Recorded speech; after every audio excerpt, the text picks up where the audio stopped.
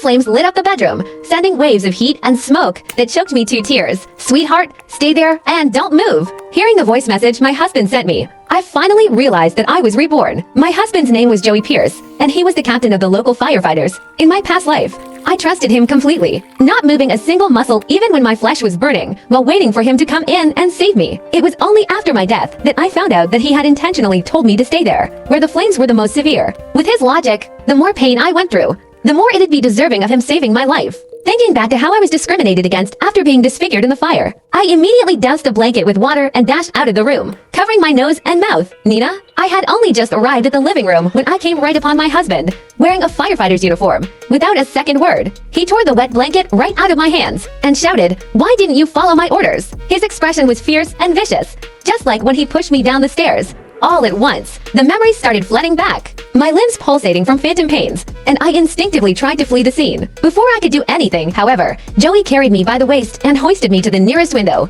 "Sweetheart, you go first. This is too dangerous." Then, he opened the windows and pushed me out right onto the mattress below, and the brunt force of the fall knocked me right out. By the time I woke up again, I was already lying in the hospital. "Miss Nina, your husband isn't doing very well without caring for my injuries." A nurse snatched me right off my bed towards the operation room down in my past life.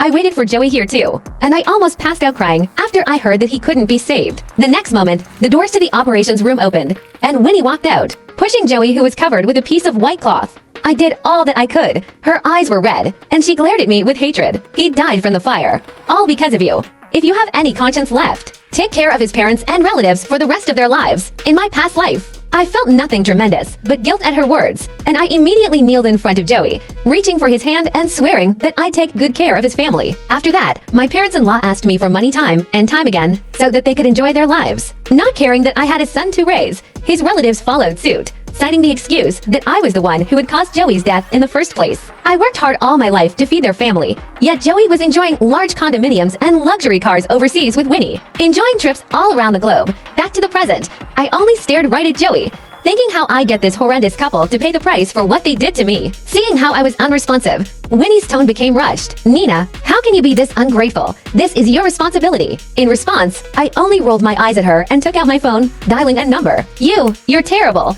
Winnie pointed at me as she started to sob. "Miss Sloan, what's the problem here?" Joey's teammate, his vice captain Tony Ross, pushed me aside and led his teammates to surround Winnie in a protective circle. From the looks of it, they were worried about poor little Winnie, and their glares told me as much too. If one didn't know better, they'd think the firefighters were glaring at a wanted convict. It's all my fault, or Winnie choked as she sobbed, but I could see the vindictive glee in her eyes. "I don't care how Nina treats me, but Joey died because of her. How can she play games on her phone at a time like this?" Hearing this, Tony reached towards me and grabbed my phone, smashing it towards the ground angrily before pointing at me. "Apologize to her right now." Seeing this, Winnie continued pushing the line. "Nina, you probably weren't educated well at home, but playing games in a hospital like this is very disrespectful." I didn't say anything, only bending down to pick up my phone. Thankfully, it was good quality enough to have survived the impact. "What an awful person," Tony shouted. "I respected you as Joey's wife, but I didn't expect you to be someone this disgusting." I ignored her, only swiping the button to accept the call on my phone. "Hello, is this the body donation center?"